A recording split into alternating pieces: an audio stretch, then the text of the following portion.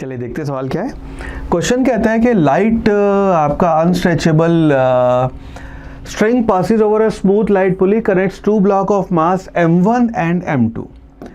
If the acceleration of the system is g by 8, acceleration अपने को यहाँ पे g by 8 दिया हुआ है, then ratio of the mass m2 by m1 is, और आपके ऑप्शन है 4 by 3, 5 by 3, 8 by 1 या फिर 9 by 7. नाउ आपका पुली ब्लॉक सिस्टम के ऊपर बहुत ही आसान सवाल कि मान लीजिए आपका ये मास m1 और ये मास m2 आपने पुली से ऐसे कनेक्ट किया हुआ है.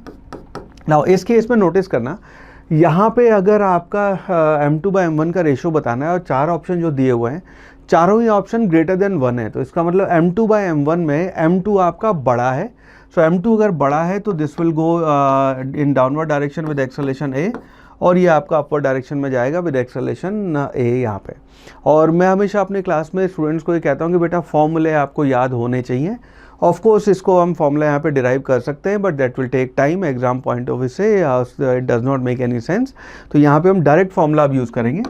तो यहाँ जो आपका एक्सेलरेशन है जिसकी वैल्यू यहाँ पे g बाई 8 दी हुई है, वो आप लिखेंगे m2 minus m1 divided by आपका m2 प्लस m1 इंटू जी. नाउ g से g यहाँ पे कैंसिल हो जाएगा.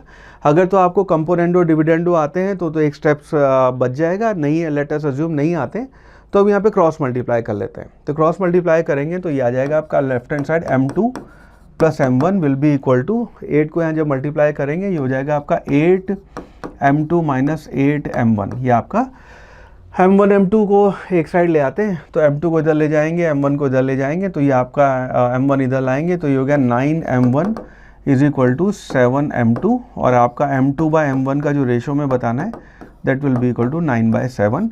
और इसके बेसिस पे हम ये कह सकते हैं कि आपका ऑप्शन डी जो है 9 by 7 that would be the right answer.